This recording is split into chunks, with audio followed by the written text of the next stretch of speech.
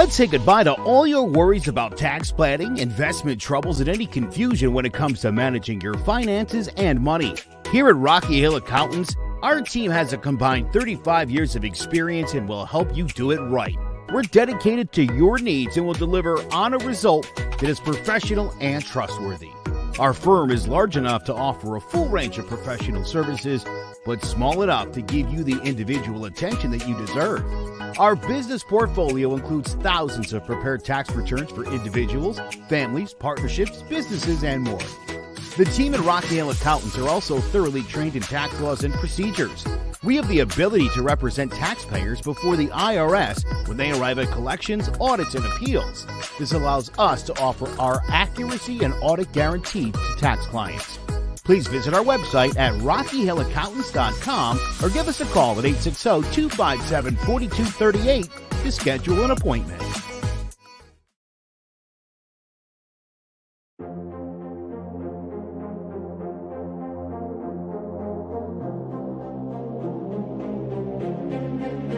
The college football season is coming back, and we got you covered on every game. We're breaking it down on each snap all season long.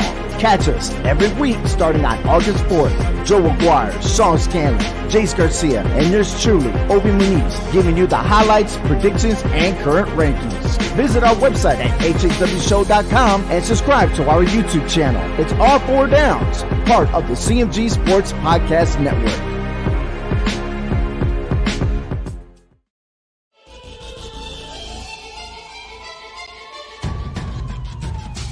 Throwing jabs, always full send. Here we go again. Jared, Joe, and Jay's Clovercrest, top three corner man, punching in with a puncher's chance. We find a way to win. The main event, locked it in every Saturday at 10. The overhand is out of hand when it comes to fisticuffs. Slide a hand on the undercard, you'll never see the punch. Uppercut, got you missing weight, feet are stepping late. Keep your guard up, feeling faint from a feint. Take a stand and eight, then retaliate. Put up your duke, stick and move, bob and weave. Don't lose hope against the ropes, there's always an escape. Never stay down. One more round, bells ringing, counter punch with your chin tucked and go down swinging. We bringing crosses with no worship, hooks with no verses, combinations with no locks. When you feel the flurry, it's curtains. From scrub scraps to fight stats, relax if you want the facts, cause the best combat podcast is throwing jabs.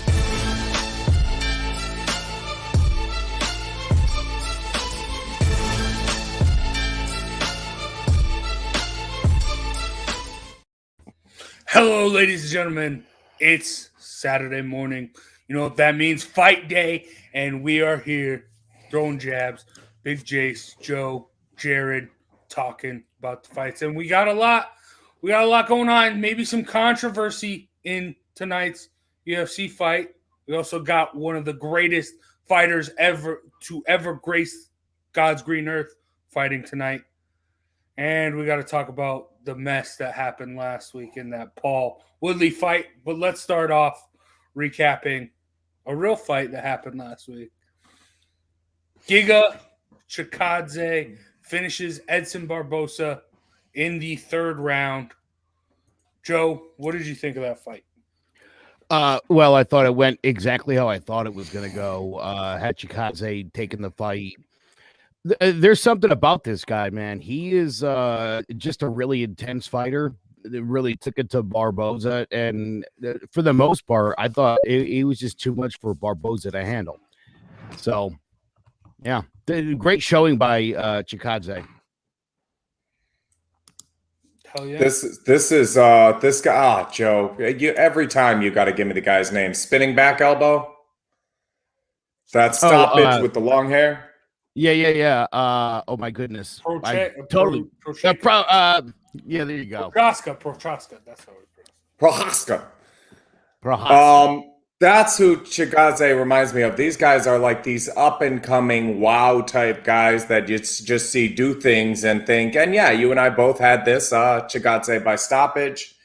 That's what happened. If you've been watching, just like Prochaska, this stuff is obvious if you've been paying attention. This guy's on the rise. Pay attention. Oh, what do you call an effeminate jiu-jitsu outfit? Gige. Come on, guys. Yeah, we've been doing this too long.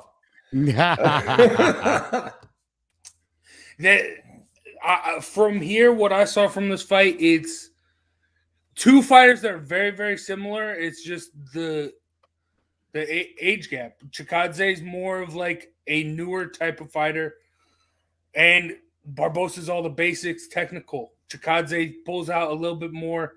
I mean, granted, Edson Barbosa, he's known for that wheel kick against Terry Edom, but I just feel like Chikadze just has evolved more to fit today's MMA.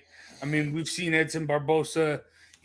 We know what we get with Edson Barbosa. He's gonna strike with you. He can pull off some crazy stuff, but it's the same old stuff. I feel like Chikadze is just a amped up, more like a prototype. Evolved, yeah. Yeah. Well, and years ago, there was a time when these hybrid version fighters that did all the different skills and did martial arts as like in a mixed capacity, those were like the outliers. You see the Horodesky and go, oh, this kid did everything for all of his training. Like there was karate, kickboxing, boxing, Greco-Roman wrestling. You knew where Couture came from, and you knew where Chuck Liddell came from. These guys, we're getting to the point now where every single one of these guys learned every discipline with the intent of fighting with every discipline. And I think that's what we're seeing here is the evolution in that game. What you're talking about is those hybrid fighters becoming the norm and now doing brand new stuff we haven't seen before. And both of those guys, Prochazka and Chikadze, fit that mold of that new age mixed martial artist that does all of these different things well. Yeah, but I mean, I feel like we've talked about this for like years now, but I feel like there always is these guys that are like that. But I feel like guys like Chikadze, Prochazka, Gane, it's just something different. It's just a new, maybe it is just because they're newer blood into the divisions. Maybe that's why they have this newer, fresh feel to me. But this is just the evolution of sports. Yeah. You know, go back 50 years, 100 years, 200 years, however long, and look at the Olympic 100-meter dash. That number goes down, down, down. Look at the high jump, down, down, down. Look at any athletic thing that we've been able to measure. We get better and better and better at it. And these guys we're talking about right now are evidence of the evolution of the fighting game. As happens in every other sport, those records are going to get broken, and these guys are doing brand new things. And it's exciting because Barbosa was the guy doing stuff you'd never seen before just a few years back. So to see somebody else kind of look newer and fresher is like, whoo, exciting. That's invigorating. I like this guy. Yeah, but now the question is, Joe, how does Chikadze match up with the top featherweights in this division? Can he hold his own against the Volkanovskis, the Ortegas, the Holloways? Well, that's going to be the track. I would say yes, based on what I saw. I think you all would agree with that. But I think Chikadze needs somebody in the top 5 here. Give him a look, see what he can do. And then Ortega or Qatar, I like Qatar. I love Qatar would be a great fight. matchup for him. Yeah, that's definitely was one of the names I was thinking about for sure. Obviously, there's already a few, Ortega and Volkanovski are set to meet. So, some of those names are already tied up for the time being. But this guy needs to be in the ring with somebody a step up from Barbosa because again, look, Edson Barbosa has been around a long time. Great fighter. This was I watched this fight with my daughter and we were talking a lot about it. And, I talked to her about who Edson Barbosa was and who I think Chikadze is going to become. And again, that fight validated everything I was saying and everything I thought. So, yeah, I think this guy could become a force for sure. And I see him wearing gold. I see it happening maybe within the next year. I wouldn't be surprised either. He's got some stuff. And I mean, I talked about it last week. Edson Barbosa looked great at featherweight. And for Chikadze to come in, get it done, that makes that win even bigger. Like Edson has Barboza's looked really, really good at featherweight. So I'm intrigued to see how he matches up him versus Chikadze versus Holloway versus Ortega, Volkanovski, even Kattar. Like, all those fights are fun fights. And I'm excited to see what we can get from that. But going from fun fights to a fight, I don't even want to call it a professional fight. Nice. Jake Paul takes the split decision against Tyron Woodley. Joe, prior to our show on Wednesday, John, about the G-Man, we were talking about it a little. What is your biggest takeaway from this fight? That Jake Paul can take a punch or two. That's about it. I mean, look, it's becoming more obvious here that if he gets into the ring with a boxer who knows what he's doing, that Jake Paul won't make it out of the first round. He just won't. You could keep fighting old retired MMA fighters or guys that are, I don't know. What did Nate Robinson, and Nate Robinson ever been in a fight in his life before that night? You know what I mean? Like, get real here. This is a joke. This continues to be one. I don't know if Woodley got paid or not for this thing. I've heard some suggestions. Obviously, there was that moment where he had Paul on the ropes. Looks like he could have knocked him right out of the ring if he wanted to and called it a night, and he didn't. So, yeah, this... I don't know. I still don't know how good or bad this might be for boxing. I really don't. I mean, people are talking about it, but again, still, we're not talking about Terrence Crawford.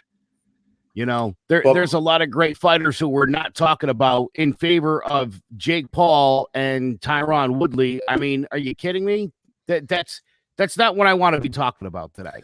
No, but he's proven. Jake Paul has come out and proven that you don't need to be at the highest level of skill to make it entertaining and sell tickets.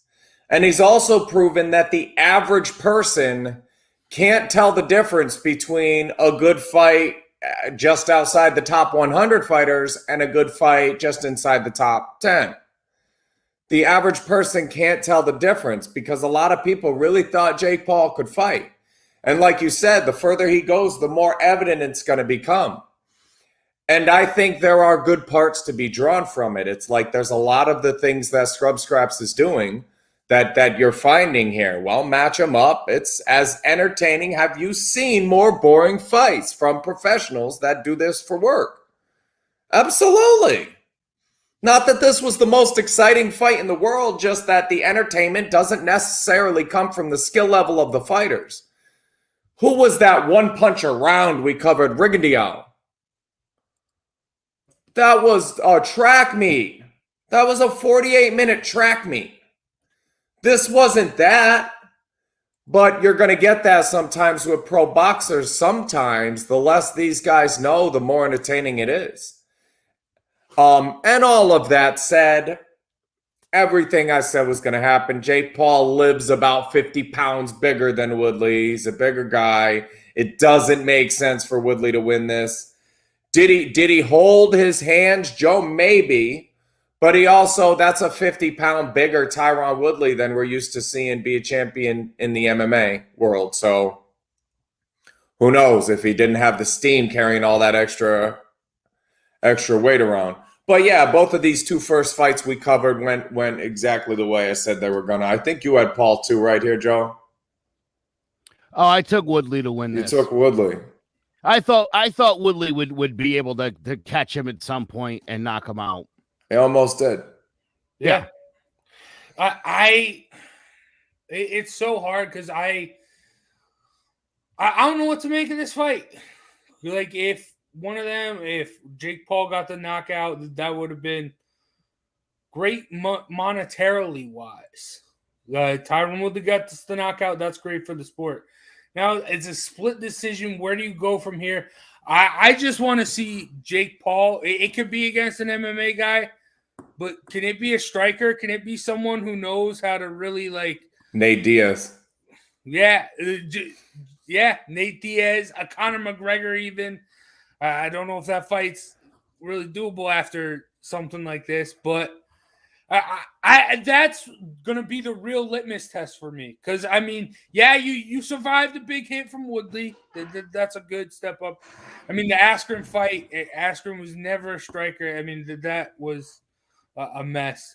But this is. I feel like I've learned something about Paul, but I don't have that much of a good understanding of what he can do as a fighter at the top or at a high enough level. True. Yeah, and I have to say this before we move on. You guys watched that show? The Paul Woodley, did you watch the whole show? Did you see the experts? I was down on myself with a little bit in the puncher's chances early. I started 1-3, but I've hit the last 3 in a row, so I'm 4-3 on the puncher's chances. I finished 7-2. Made just over $400 during that Jake Paul fiasco. But the experts during my 7-2 night finished 0-9. Whoa. There was one time they went back to him for their picks, and one of the guys went, I'm actually kind of surprised we're still sitting here. After the 6th fight, they were over, under, this guy, that guy. Wrong every time. 0-9. So watching these guys pick the fights, they're bringing experts on to tell you how to bet now. And I'm doing better than those guys. So I'm feeling a little bit better. I won't go 0-9. Anybody who's following along. All right. Yeah, I mean, I feel like we've talked a little bit too much about this fight. I mean, I don't like talking about the Paul that much. But, I mean, who knows? Whoever Jake Paul fights next, we'll talk about, but a bunch of people will tune in to watch it. And let's hope he just gets his ass knocked out, because that's what we want to see. I'd love a street fight with him and Jorge Masvidal. Oh, hell yeah. I'd watch him fight Dom. We just had Dom on at 190. I'd love to see that fight. Yeah, no kidding.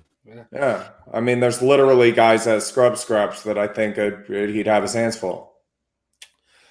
I've spoken a lot about the Paul brothers and how they need to go. It's sports entertainment that they're doing. It's what WWE's doing. But I don't think I can make that argument anymore, because WWE's down bad, releasing people left and right. And they're on the come up. So maybe they just found a new way of sports entertainment than what Vince McMahon has been giving us all. But it's the same thing, but it's real fighting. It's something that Joe said one day, they're making it look like every idiot can do it. And I said, that's the business model. It's not a problem. It's a business model, So I think that the problem is that Jake Paul doesn't have problems with his bankroll, and Tyron Woodley isn't suffering from anxiety. They're reaping these benefits from a game that just gives them away because of the way it's designed, when the people down at the lowest level need that. Think about what bump fights really started as: 2 homeless guys fighting over a sandwich. Think about why all the regulations and rules are in boxing to begin with, because during the Great Depression, you opened a bunch of smokers where people would just show up, bet on one guy or the other, and it was a way to generate money for people who didn't have enough to eat. That's where this started. That's where this kind of blew up as a profiting thing. You bring this into inner cities and places where people don't have enough. And 80% of rap is sold in the suburbs. You understand what I'm saying? It's an out. I don't understand why we haven't blown this thing up and made it available to everybody. So we're seeing that path works, but we're still isolating it to the Floyd Mayweather Juniors of the world. So yeah, good and bad. Hard to tell at this point, Joe. Very well said. Yeah, but all right, let's take a step from the circus side of boxing, talk about some elite level stuff. But first, let's take a quick ad break. It's been a pretty wet summer in Connecticut, and that means more mosquitoes than ever. If you didn't have your home service for mosquito control and find you're spending most of your time outside swatting those little pests, you are in luck. Mosquito Shield of Central Connecticut provides the best value in mosquito control services because of how they treat your yard using the Mosquito Shield tailored treatment system. They don't use a fixed schedule or an identical product, one-size-fits-all service program because you can't control mosquitoes on a set number of sprays or visits. Unlike the competition, Mosquito Shield of Central Connecticut will service you for the season, whatever it takes to provide superior results. This promise has awarded them an industry-leading consumer retention rating of 90%. Visit MosquitoShieldCT.com to schedule an appointment with Wade DeCesare and enjoy the rest of your summer mosquito-free. Undisputed lightweight champion Katie Taylor returns to the ring Saturday on DAZN as she faces off against former IBF featherweight champion Jennifer Hahn with all 4 of Taylor's lightweight belts on the line. Let's break it down. Jennifer Hahn, 38 years old, she's 5'6" with a 66-inch reach and a record of 18-3-1 with 3 no contests and 1 knockout. From El Paso, Texas, Hahn came from a fighting family, beginning to train in martial arts at 5 years old under the tutelage of her father. At 16, she embarked on an outstanding amateur career, going on to win 6 amateur championships and amassing a record of 20-9 before turning pro in 2009 with a majority decision loss to Melissa Saintville. After a draw in her second outing and 3 unsanctioned no contests in Mexico, she returned to Texas, going 9-1 before challenging Ji-Hai Wu for the IFBA featherweight title, which she lost via 10th round majority decision. After defeating Christina Ruiz, she took on Kenya's Fatuma Zarika for the vacant Intercontinental title, which she won by unanimous decision, and followed that up in September of 2015 with a one-sided victory over Nigeria's Helen Joseph for the vacant IBF featherweight title. She made 4 title defenses of her belt, including dominant lopsided wins over Calista Salgado, Olivia Garula, and Lisbeth Crespo in 2018 before stepping away from the sport for 2 years to start a family. After the birth of her second child, she made her return to the ring on February 15th, 2020, winning an 8-round unanimous decision over Jerry Sitz in a non-title fight, and 5 months later relinquished her belt to move up to lightweight. The first world champion to hail from El Paso, Hahn fights out of a high guard, relying on constant movement and an excellent jab and solid combinations to break down and overwhelm her opponents. Katie Taylor, 35 years old, she's 5'5" with a 65-inch reach and a record of 18-0 with 6 knockouts. From Bray, Ireland, boxing was in her blood, as her father was a light heavyweight contender and her mother was one of Ireland's first referees. She began boxing at 12 years old and at 15 won the first official sanctioned women's boxing match in her country's history. In a highly decorated amateur career that saw her amass a record of 175-12, she won 5 consecutive gold medals at the Women's World Championships, 6 gold medals at the European Championships, and a gold medal in the 2012 Summer Olympics. After losing in the quarterfinals of the 2016 Olympics, she turned pro with a 3rd-round knockout, then completely shut out Brazil's Viviane Ubernuth in her second fight.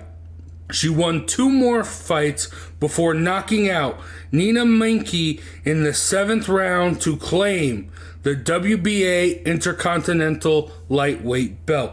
And after knocking out Jasmine Clarkson, she won a unanimous decision over Anahai Sanchez to take the vacant WBA lightweight title. 2 fights later, she picked up the IBF belt with a decision over Victoria Bustos.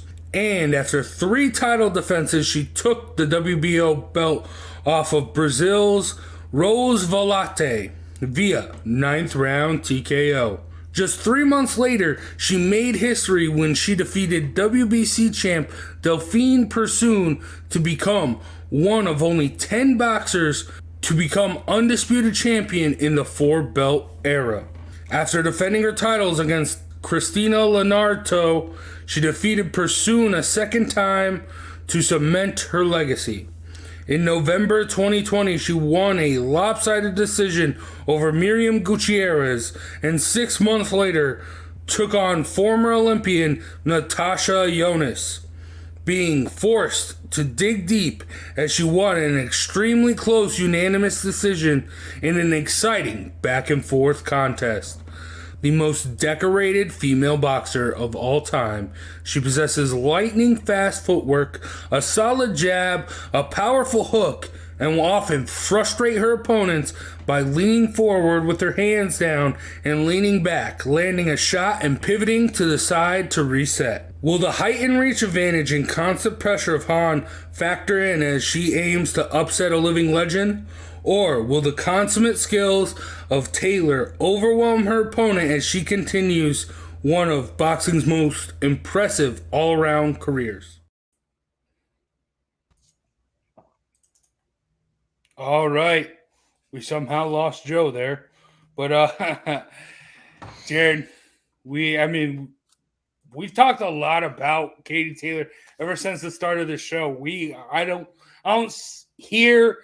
see any other podcast, any other outlet, anyone giving the respect to Katie Taylor that we give and she deserves, because she is the best.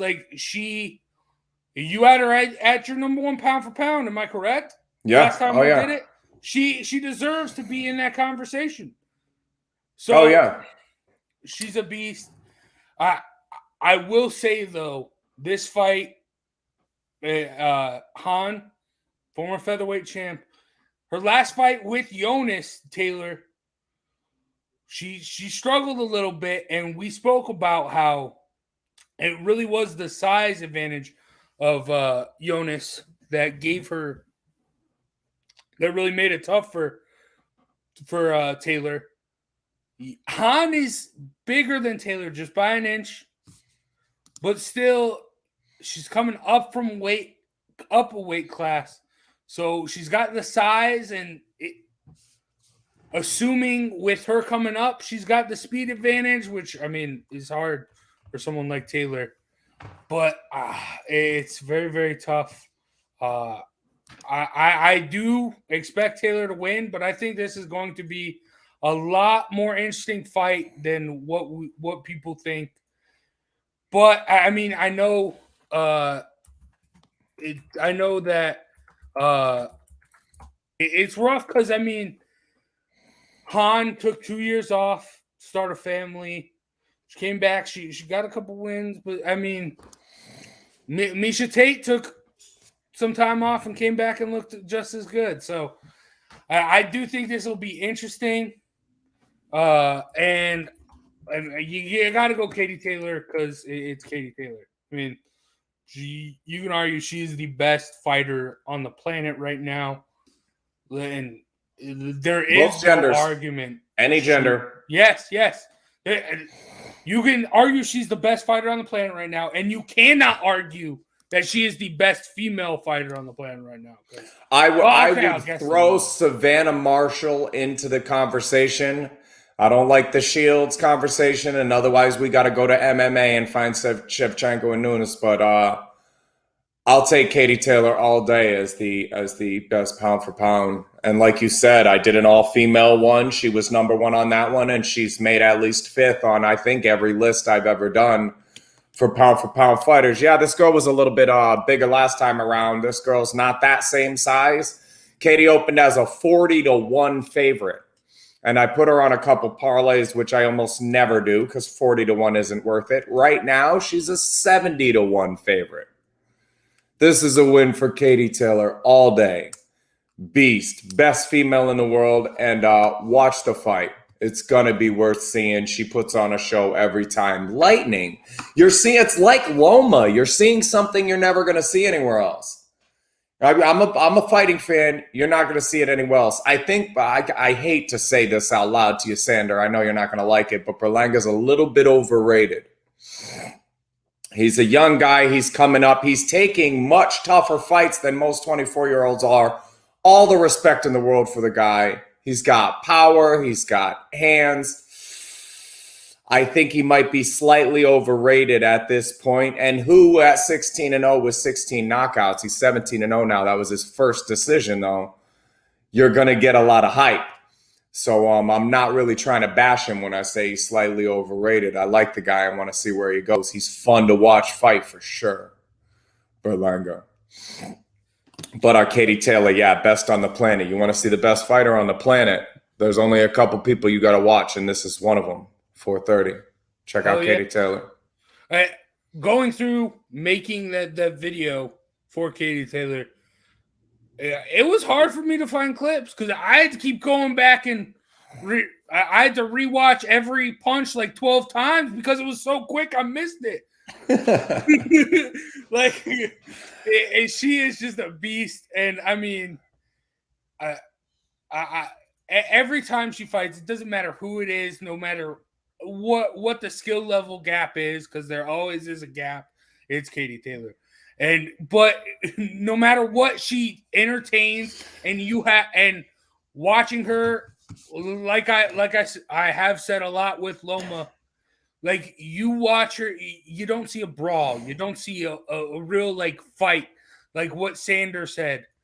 If it was Shevchenko versus her in a real fight, not a boxing match, a real fight. No, that isn't necessarily her thing. But you want to talk about the artistry and the art of boxing, the sweet science. Katie Taylor can give that to you, and she does give that to you with every single fight. And that's why she is one of the best pound for pound, male, female, anything, dog, cat, whatever. She is the best, one of the best fighters on the planet Earth right now. Oh, yeah, absolutely. And I always talk about environment. Whenever you say real fight, you've got to talk about environment. All the octagons are the same size. You know, all the octagons are the same size. Rings get bigger and smaller, and it changes fights. Watch the fights in 16-foot rings versus 22s. They're different fights. There's a totally different. Go stand in a 16-foot box and then stand in a 22-foot box and tell me who you would rather fight where. So when you say a real fight, if they're fighting on a football field, Katie Taylor's got a chance. If they're fighting in the stands, Shevchenko all day. So you gotta look at environment when you say that.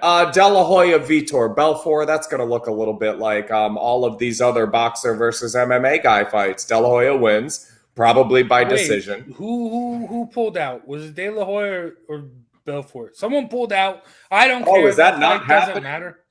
Yeah, well, one of them pulled out. I don't know. I just read it and it said that the fight was off. I don't really COVID-19, De La Hoya, COVID-19. Yes. Vitor Belfort will now face Evander Holyfield. Oh.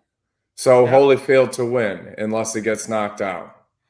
Well, I mean, we already talked about these joke fights, so I don't want to give... You don't we'll have get to it when it gets there. I mean... That Taylor clip. No. Too big. All right. But all right. Now we still got one more fight. Heading into the hot time. Middleweights main event, UFC fight night. Let's have Joe not here break it down for us. Tonight, it's a middleweight bout between Derek Brunson and former UFC welterweight championship challenger Darren Till. UFC Fight Night 191. Let's break it down. Darren Till is 28 years old. He's 6 foot tall with a 74.5-inch reach and a record of 18-3 with 10 knockouts. From Liverpool, England, Till had a troubled childhood, constantly getting into fights and getting kicked out of his house as a teenager. He took up Muay Thai at 12 years old and dropped out of school at 14 to pursue a career in it. In 2012, Till was stabbed and nearly killed while attending a party, and his coach suggested that he move to Brazil to train under an old colleague of his. After a brief, undefeated amateur career, Till turned pro in 2013 with a unanimous decision, and after winning 11 more fights with 10 stoppages, he made his UFC debut with a second-round knockout of Wendell de Oliveira. 5 months later, he drew with Nicholas Daly in a brutal back-and-forth fight, and then suffering a major shoulder injury coupled with personal issues, which kept him out of competition for nearly 2 years. He returned in 2017 with a unanimous decision over Yassine Ayari.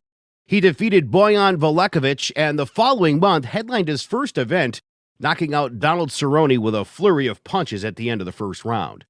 7 months later, he took on Stephen Wonderboy Thompson, forfeiting 30% of his purse due to missing weight, and then winning unanimous decision despite 22 of 25 media outlets scoring it in favor of Thompson. On September 8, 2018, Till challenged Tyron Woodley for the welterweight title, getting dropped, and then submitted via Darce choke in round 2. He came back 6 months later, taking on Jorge Masvidal in London, coming out aggressively and dropping Gamebred 11 seconds into the fight before getting steadily outclassed and knocked out in the second round with a brutal left cross. After taking 8 months off, he returned in November 2019 with a split decision over Kelvin Gastelum, and then on July 26, 2020, he took on former interim middleweight champion Robert Whittaker, losing via unanimous decision. A fan favorite for his aggressive stand-up style, Till has exceptional Muay Thai skills and is an excellent counterpuncher with an underrated takedown defense, whose career has unfortunately been hampered by constant injuries suffered in training, followed by long periods of inactivity, as well as a myriad of personal issues. Derek Brunson's 37 years old. He's 6'1" with a 77-inch reach and a record of 22-7 with 12 knockouts and 3 submissions. From Wilmington, North Carolina, Brunson received scholarships in both cheerleading and wrestling to the University of South Carolina, where he became a 3-time Division II All-American and started training in MMA shortly after graduation. He turned pro in 2010 and won his first 6 fights by first-round stoppage. They made his Strikeforce debut the following year, winning his first 3, then dropping 2 in a row, including a 41-second knockout loss to Jacare Souza. He debuted in the UFC with a decision over Chris Lieben, but then lost by TKO to Yoel Romero in an all-action fight of the night winner. After going on a 5-fight winning streak, which included a knockout of Uriah Hall, he made a significant step up in competition and started to become a main event fighter with mixed results, including unanimous decision losses to Anderson Silva and Israel Adesanya, as well as knockout losses to Robert Whittaker, Jacare Souza, and knockout victories over Lyoto Machida and Dan Kelly. In 2019, he began an impressive winning streak, which saw him defeat contenders Elias Theodoro and Ian Heinisch by decision, followed by a spectacular third-round knockout of the highly touted Edmund Shabazian. On March 20th, 2021, Brunson continued his comeback with a dominant 5-round decision over top prospect Kevin Holland, controlling the fight in the stand-up and wrestling and taking down the Trailblazer 6 times.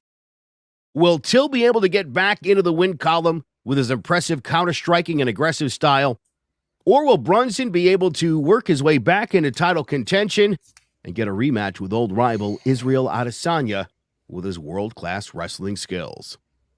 Tune in to UFC Fight Night, Brunson versus Till, and let's find out. Ooh, all right, before we talk about the fight, we do got to mention, yes, I do actually remember that, yes, in the Apex, they do use a smaller octagon. I remember Joe crying after Ngannou beat Stipe because it was a smaller octagon.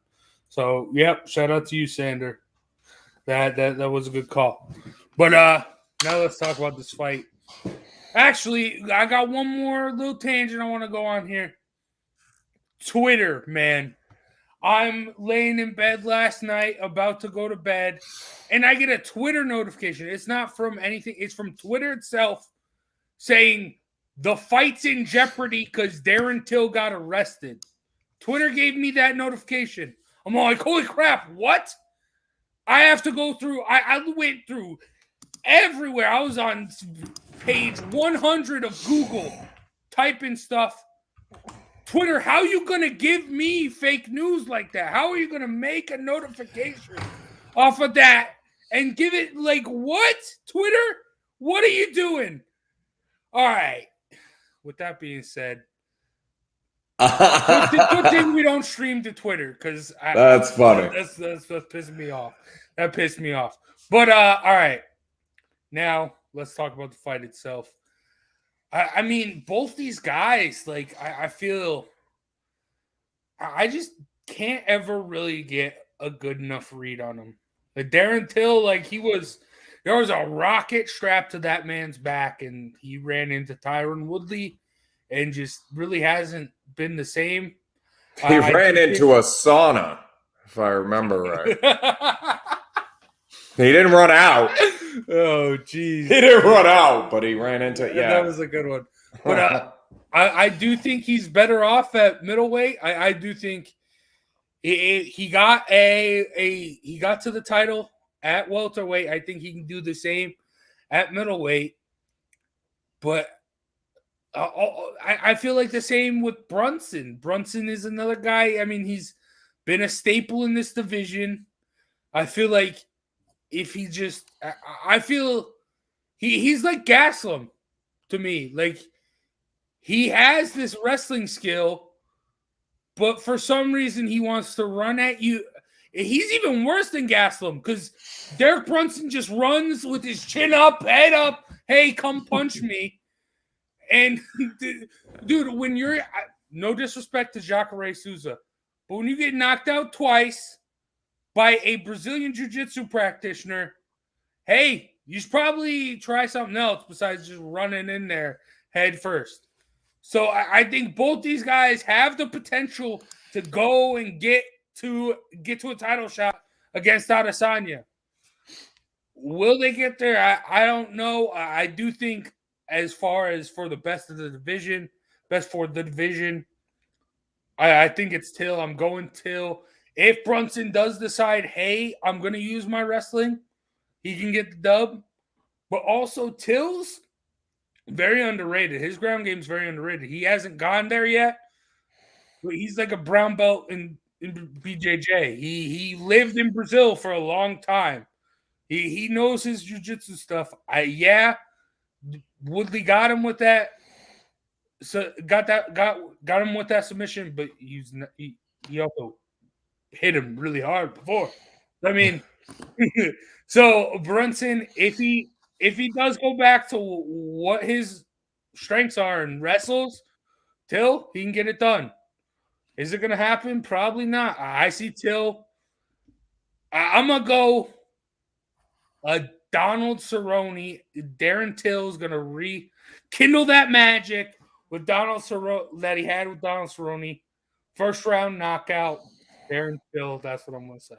It's so funny Sander just said what he said. Put that comment up because I was just getting ready to say Curtis Blades and Derek Lewis when referring to Derek Brunson. He's right in that category for me. Is middleweight better for Darren Till? Yeah, he almost died making welterweight. Watch the video. Darren Till almost dies making weight. I don't know what the headline is, but if you type that in, that's the video that will come up. Darren Till almost dies making weight. And then he moves up to middleweight, and now he's fighting one of the stronger middleweights, and he didn't seem elite to me at any point. I have to be perfectly honest. I'm taking Brunson here because I dislike him less than Darren Till. And making weight is about a competitive advantage. When you're putting your health at risk to make weight, you got to just move up a weight class and compete with guys your size. I couldn't stand Miguel Cotto, did all of this real high-tech stuff and came in 30 plus pounds bigger than Corley during that fight.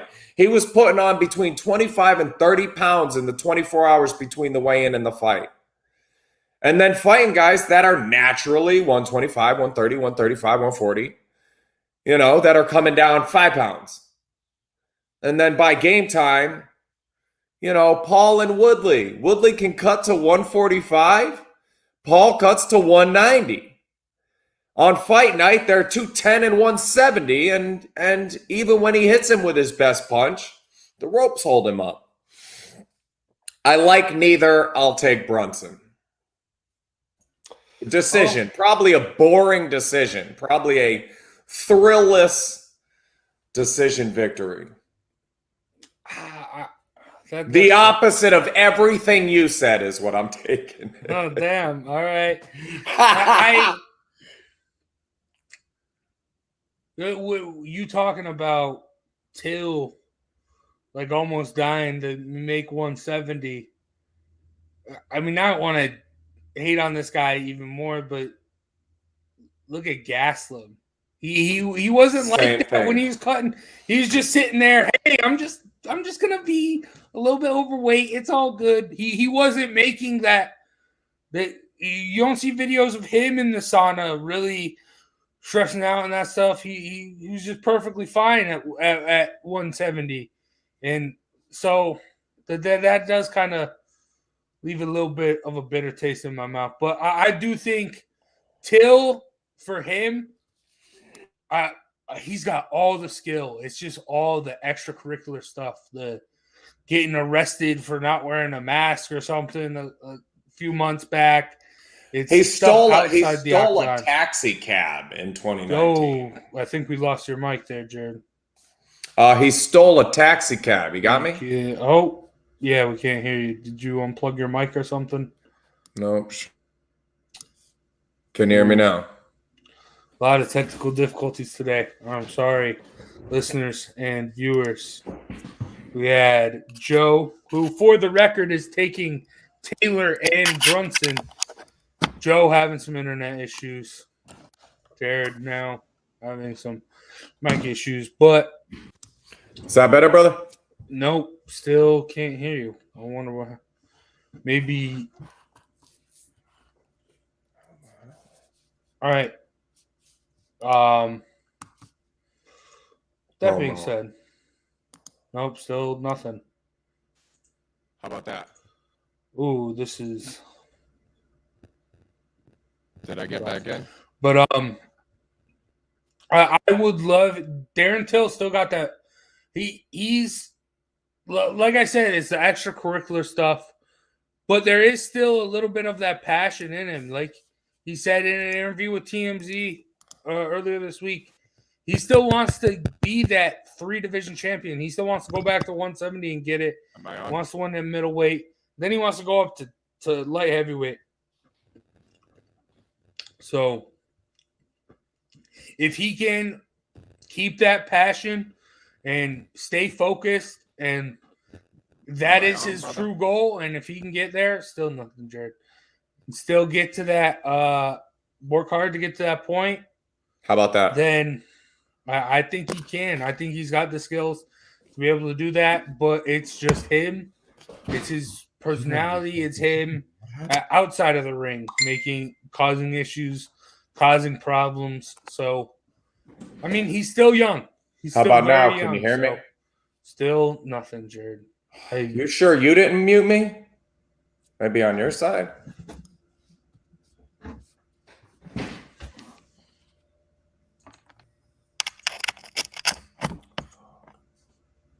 Yeah, I didn't change anything.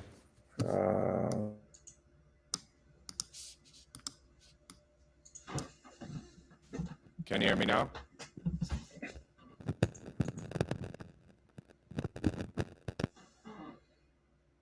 Oh, it's my bad, Jared. Keep talking. Oh, you got it? All right, I'm here. Check.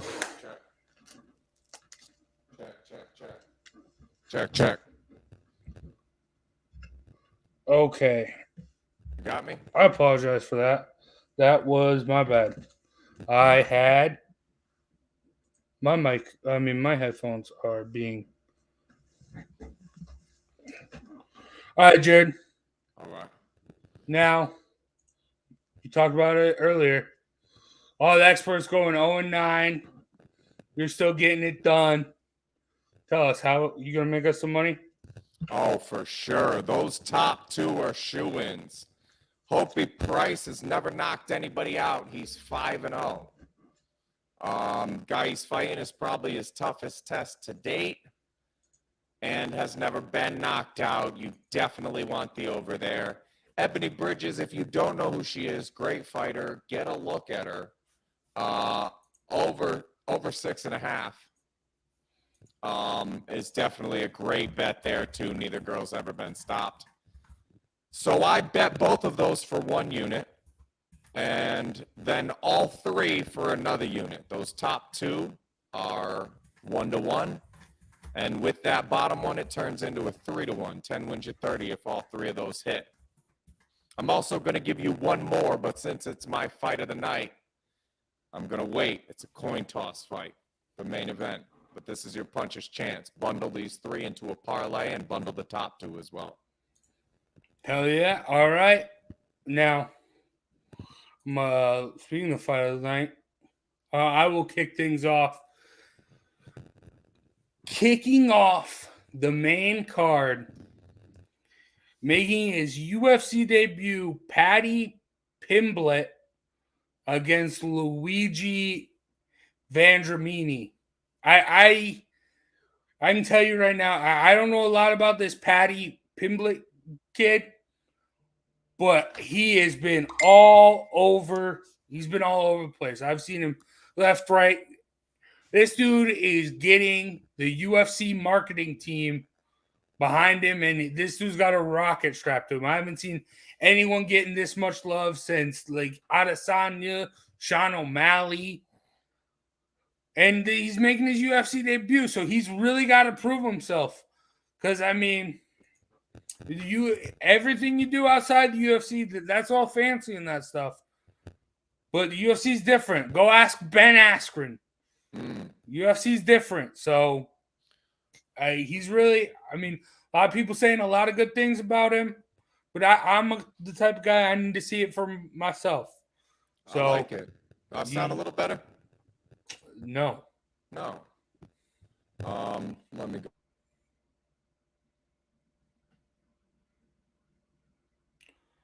So, yeah, and then. All right, that should be through my max. That sound all right? Yep. All right. Yeah, I'll take Paddy in that fight at -145 too. Those are close odds. I'll take Paddy, but even more, I like under 2.5 rounds at -135. I think if Luigi beats him, if Paddy loses, it'll be by stoppage. I don't think he loses a decision, and I don't think there's a lot of chance of him winning a decision here either. Take the -135, definitely take the under there. Oh, yeah. As far as my fight of the night, as much as I love Alex Moreno and David Zawada, I'm taking a boxing match here. The main event that on that Katie Taylor card is Josh Warrington versus Mauricio Lara. They went to war a few months back. Lara knocked him out in the 9th round. Warrington was a heavy favorite. Warrington a slight favorite opening this one. And just recently, in the past 2 or 3 hours, Mauricio Lara has become the favorite, the betting favorite at -120. Love Mauricio Lara here. Giovanni, Mauricio, and then the over with those two. And another bang out, man. I just have to have said it out loud. Conor Bean versus Adrian Granados. That Granados is going to lose, but the kid is a banger. Like, the kid is a dog, and they're going to have it out beforehand. I like the under 6.5 at +115 there too. But Adrian Granados, Conor Bean, Mauricio Lara, Josh Warrington. Those are both going to be knockdown, drag-out fights, and they sandwich the Katie Taylor fight. So just tune into that card. Hell yeah. The so-called expert beater. Ha 9-0 to 0-9 to 7-2. All right. So those are the fights this weekend.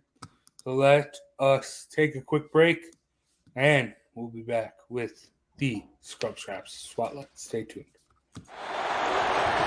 Manning lobs it. Burris alone. Touchdown, New York. It's off to Leonard. Defended by Simmons. Is this the dagger? Oh!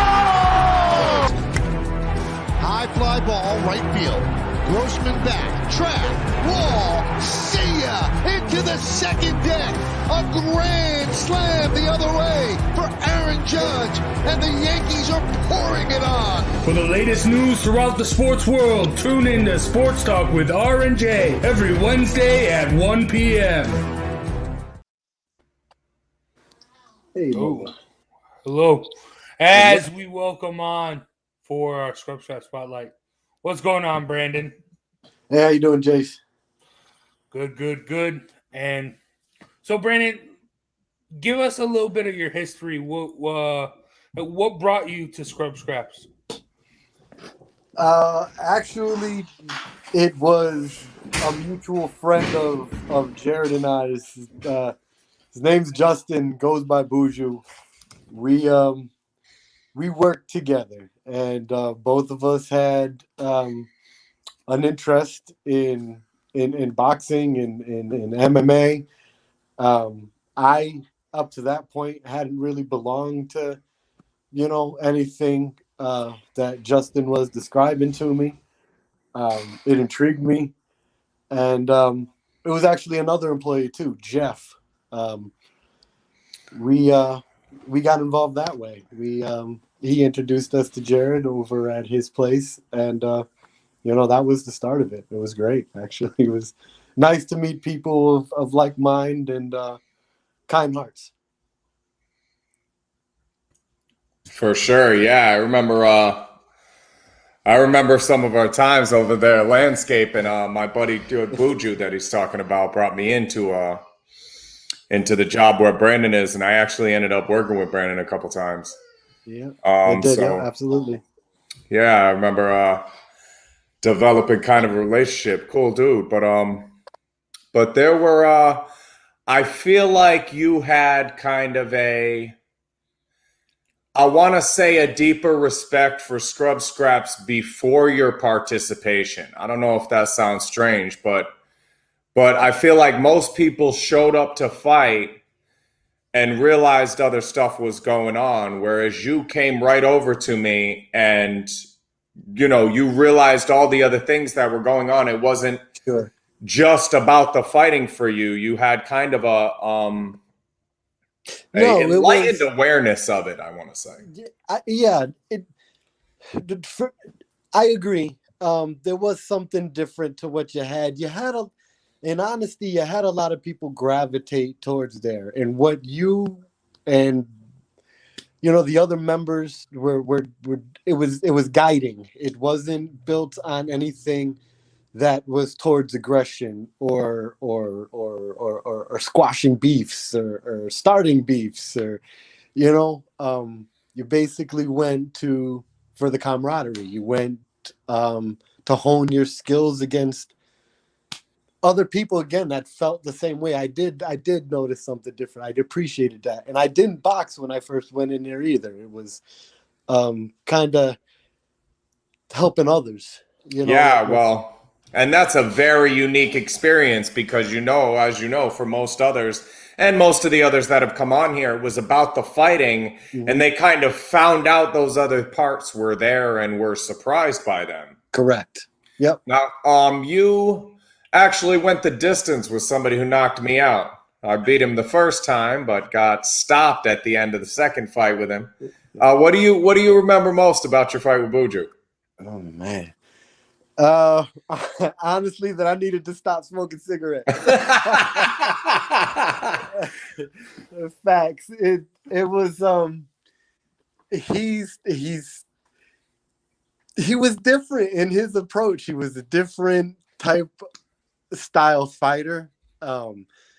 Definitely had the energy and the stamina to do some damage if he wanted to. He definitely realized that. The first round was great. Let's put it that way. We both had the energy, we both had the stamina, we both had the wind to stay in there and kind of test each other out there. But it was very evident going into the second and the third round that my stamina was not there. Gonna hold up, yeah. And if it wasn't about that camaraderie, if it wasn't about that mutual respect that we have for each other, he really could have did me in. Yeah, you know what I mean? And that's facts. That's what I remember about that. But It was just a great experience. I know I caught him. I with a couple. It taught me to be more, I don't know, work on my speed and work on my cardio. That's basically where it was for me, what I kind of pulled away from that. Yeah, well, we touched on it during the when we covered the Jake Paul fight about people not really understanding fighting. Right. And that's one of the biggest things is what you think's going to happen is what happened in the first round. Yeah, you're going to have some energy, trade some punches, maybe something exciting happens, maybe it doesn't. Correct. But in actuality, when nobody dies and you end up in there for 4 or 5 minutes, you end up with a problem. And that's where the character's built. I mean, the program is based on that moment when you go, I don't want to do this anymore, and walk out on all of your life things. And it puts you in a real life situation where it's like, hey, this one's going to take 120 seconds. It's not like graduating college. It's going to take you 4, 6, 8 years. It's not like reconciling a relationship with a parent or a child. It's going to take you 120 seconds. Do you want to do it? Do you want to stick out this last round or not? Are you going to go away? And I love having people, when you said he may have been able to finish me if he wanted to. I have seen that so many times in scrub scraps where I felt like if another guy pushed, they could get the knockout, but we're not for money and we're not trying to get a bigger fight in our next fight. And we're going to match up whoever I match us up with. So yeah, it becomes about building, and we're all building each other. And that's that it turns into a positive experience for everyone because you're not getting that. So yeah, that's one of my favorite parts, man. I agree, and that is you asked what I really got out of it, what the experience really meant, and I mean I didn't do too much after. There was other things that I had going on in my life that I kind of needed to take a step back from some things, but it's something that I'll be honest, in my life, it's lacking. It's that support that's lacking. It's that engaging, being able to, get your energy out by learning something and staying active and working on different skills, whether it be mental skills or physical skills that you're doing. I mean, it was a great experience, far beyond what other things that you might see on YouTube, and nothing against what you see out there. It's just a complete different experience, and something I miss. That was very, very well said, man. You reminded me I'm a member. Yes, I'm sir. Like the Cy Sperling of Scrub Scraps. But you're right, man. It's missing in mine too. It's just all of the people that we bring on here. Some of it's traumatic for me. I mean, I was just talking to my best friend the other day, and he was like, "Dude, you're a member of this thing, and you need this thing, and you're digging it back up once a week to walk through with people, and some of it, some of it's starting to weigh down on you. Yeah, I need this thing just about as much as everybody else, and we're gonna get. We back see on the that. Road. We see that the ones that are around you and have, they know you. They see that. You put you into that, and it shows. And the fact that it grows to, it's growing and it's progressing on different levels. It's commendable, and I mean I respect it immensely. Thank you. Mad love, my brother. Absolutely, Jared. Facts. You too. All right, Brandon. Before we let you go, I'm gonna ask everyone this question: what is the difference between Brandon before Scrub Scraps and Brandon after Scrub Scraps? Like I said, Brandon was on a journey before Scrub Scraps. Having the experience and being around all of those people, Ray, Justin, Jared, Jeff, it solidified what you kind of doubt in your mind. You know where you want to be. You know where you're trying to get. But you doubt yourself. You tend to fall off. After that experience with scrubs, like I said, I mean, I understood I needed to stop smoking.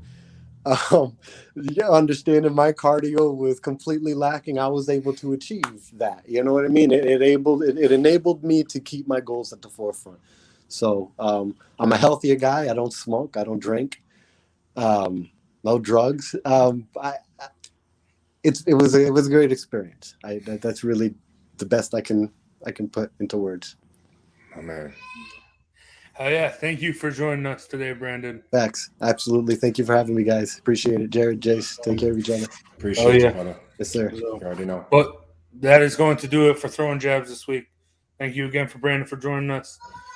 Yes, sir. Big Jace, Jared Jones, Joe. Sadly, his internet crashed on him. But, no one more thing? No one more thing for Joe. But all right, make sure you guys enjoy this weekend's fights, and make sure you tune in next weekend for where we will recap them and talk about a bunch more. So thank you for watching. Thank you for listening. And we'll see you next week for more Throwing Jabs. Take care, guys. Hey, guys. Thanks. Throwing jabs, always full send. Here we go again. Jared, Joe, and Jay's Clovercrest, top 3 corner man, punching in with a puncher's chance. We find a way to win. The main event, locked it in every Saturday at 10. The overhand is out of hand when it comes to fisticuffs. Slide a hand on the undercard, you'll never see the punch. Uppercut, got you missing weight, feet are stepping late. Keep your guard up, feeling faint from a feint. Take a stand and eight, then retaliate. Put up your duke, stick and move, bob and weave. Don't lose hope against the ropes, there's always an escape. Never stay down. One more round, bells ringing. Counter punch with your chin tucked and go down swinging. We bringing crosses with no worship, hooks with no verses, combinations with no locks. When you feel the flurry, it's curtains. From scrub scraps to fight stats, relax if you want the facts, cause the best combat podcast is Throwing Jabs.